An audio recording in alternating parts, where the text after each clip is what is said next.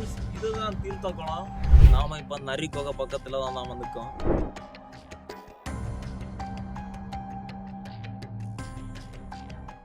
Hi friends, நாம கன்னியாகுமரி மாவட்டத்துக்கு உட்பட்டிருக்க இளங்கத்தம்மன் மலைக்கோயிலில் நம்ம நிற்கோம். இங்கே மர்மமான விஷயங்கள் இருக்குது. அப்புறம் நரிக்கோகை இருக்குன்னு சொல்கிறாங்க. எப்படி இருக்குன்னு நம்ம பார்ப்போம்.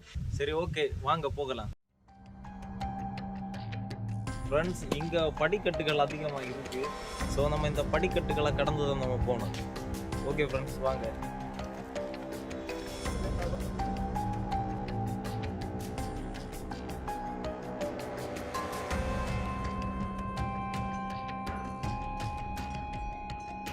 ஃப்ரெண்ட்ஸ், நாம் இளங்கத்தம்மன் மலைக்கோயில் இருக்கிற இந்த தீர்த்த குளத்தை நம்ம பார்க்க போகிறோம்.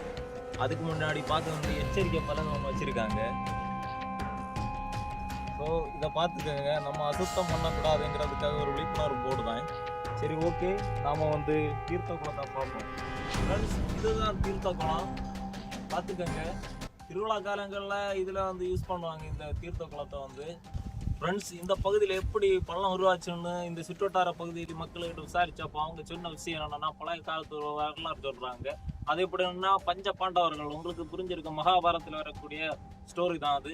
அதில் நகுலன், சகாதேவன், யுதிஷ்டிரர், அர்ஜுனன், பீமன் என்று குந்தி இவங்க இருக்காங்க. அதில் பீமன் இந்த பகுதியில் முட்டுக்குத்தி இடிச்சதாகவும் அதில் இந்த பள்ளம் உருவானதாகவும் வரலாறு சொல்றாங்க. சரி, பார்த்துக்கங்க. ஹாய் ஃப்ரெண்ட்ஸ், இந்த பகுதியில் முன்னாடி வரும்போது இந்த மாதிரி படிக்கட்டெல்லாம் கிடையாது.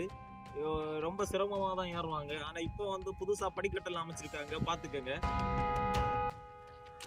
ஃப்ரெண்ட்ஸ், இந்த மாதிரி மலைப்பகுதிக்கு பயணம் பண்ணும்போது எப்போதுமே நீங்கள் வாட்டர் கேன் வைக்கிறது நல்லது, கையில் வச்சிருக்கிறது நல்லது. எங்ககிட்ட இந்த வாட்டர் கேன் கிடையாது. இயற்கையை நம்பி தான் பயணத்தை மேற்கொள்றோம். சரி, ஓகே. நாம இப்போ 1.5 கிலோமீட்டருக்கு மேல நம்ம நடந்து மேல் பகுதி வந்துட்டோம். படிக்கட்டெல்லாம் முடிச்சு இப்போ நாம பாறை மேல் பரப்புலதான் நம்ம நடக்க வேண்டியது இருக்கு. நடந்துரும். அடிக்கடி சொல்லக்கூடிய விஷயங்கள் எப்பவுமே மர்மமான பகுதிகளுக்கு நம்ம ரொம்ப கவனமாகவும் எச்சரிக்கையாகவும் இருக்கணும். ஸோ இது டூரிஸ்ட் ஸ்பாட்டு கிடையாது, மர்மமான பிளேஸ். சரி, அதுதான் நீங்க உங்க மைண்ட்ல வரணும். சரி, ஓகே, வாங்க போலாம். நாம இப்போ மலைக்கு உச்சத்துல இருக்கிறோம். ஸோ இதுல எச்சரிக்கை பில்லர்கள் வச்சிருக்காங்க. உங்களுக்கு பார்த்தா தெரியுது, பார்த்துக்கோங்க. அந்த பக்கத்துல நம்ம போனா டேஞ்சர். அதுக்காக தான் அவங்க வச்சிருக்காங்க பில்லர் அடிக்கி. ஃப்ரெண்ட்ஸ், இந்த பக்கம் இதுக்கப்புறம் நம்ம போனோம்னா சுமார் 800 அடி ஆழத்துல ஒரு பெரிய பள்ளம் இருக்கு. இதுல குணா குகையோட ரொம்ப ஆபத்தான பகுதி இருக்குன்னு நினைக்கிறேன்.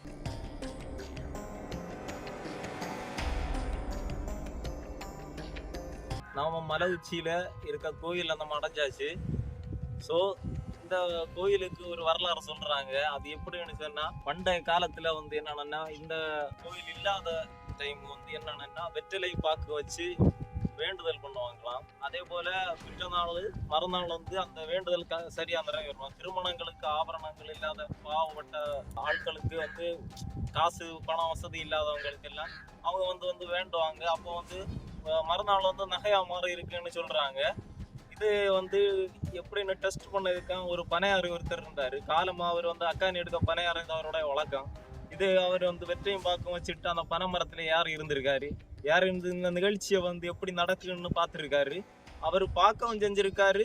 அவர் பார்த்த இடத்துல என்ன நடந்துச்சுன்னா, பனை 2ஆ முறிஞ்சு அவர் இறந்து போயிட்டாரு. இதுதான் இந்த மிஸ்ட்ரி சொல்றாங்க. சரி, ஓகே, இது ஒரு மர்மமாவே இருக்கு. சரி, பார்த்துக்கோங்க.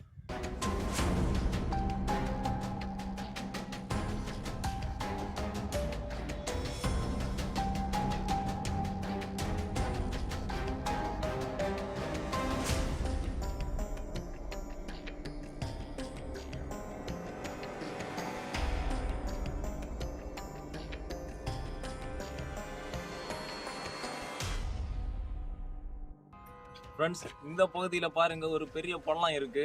சுமார் 2000 அடி இருக்குன்னு நினைக்கிறேன். ஆனால் இது குணா கேவ்ல விழுந்து தப்பிச்சவங்க இருக்காங்க. ஆனால் இந்த பள்ளத்தில் விழுந்தா சந்தேகம் தான்.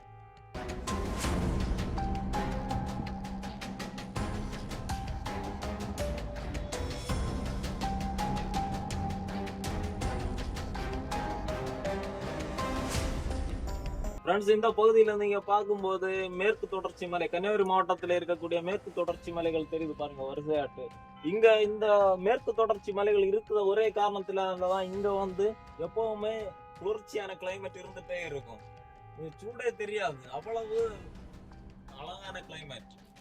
இயற்கையோட அழகுன்னு ஒரு உதாரணமே கன்னியாகுமரி மாவட்டத்துக்கு நீங்க பார்த்தாலே தெரியுது எவ்வளவு பச்சை பச்சையா இருக்கு. நான் சுற்றி பாருங்க எவ்வளவு பச்சை பச்சையா இருக்கு.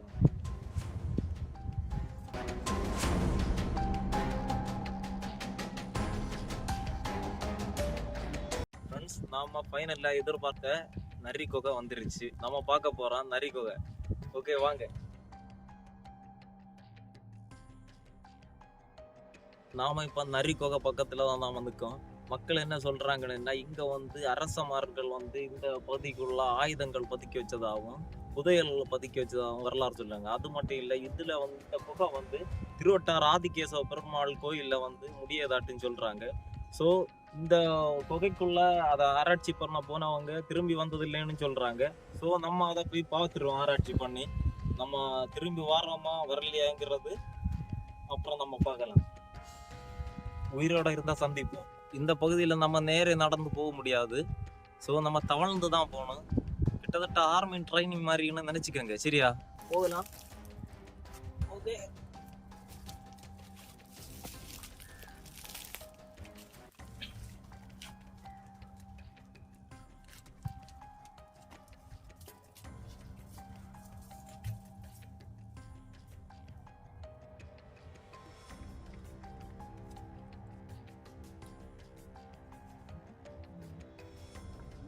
ஹலோ ஃப்ரெண்ட்ஸ், இந்த பாதையில் வந்து ஒரு ஆள் போகிறதே ரொம்ப சிரமமாக இருக்குது.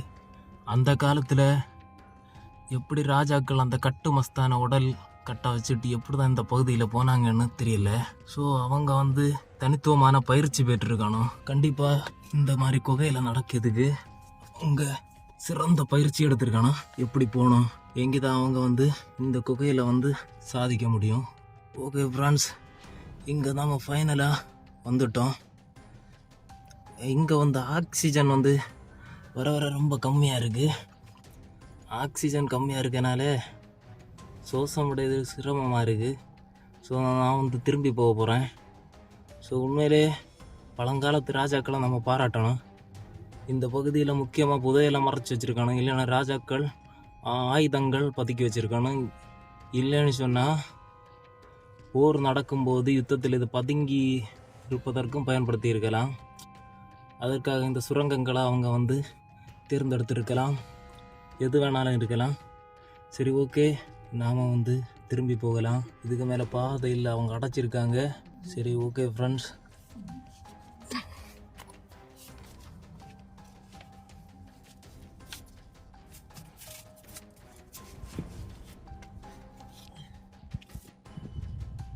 ஃப்ரெண்ட்ஸ், நாம் இன்னைக்கு இந்த நரி குகையை பற்றி நம்ம டீட்டெயில்ஸாக பார்த்துட்டோம். நான் எந்த அளவுக்கு ரிஸ்க் எடுத்து உள்ளே போனேன்னு உங்களுக்கு புரிஞ்சிருக்குன்னு நான் நம்புகிறேன். ஸோ நம்ம அடுத்த மர்மமான விஷயங்கள், இந்த மாதிரி கன்னியாகுமரி மாவட்டத்தில் என்னெல்லாம் மர்மமான விஷயங்கள் இருக்குதுன்னு சொல்லி நாம் வந்து வரலாறை ஒரு புரட்டி பார்ப்போம். ஸோ நாம் வந்து அடுத்த வீடியோவில் நம்ம சந்திப்போம். நான் உங்கள் சம்புதாஸ். ஓகே.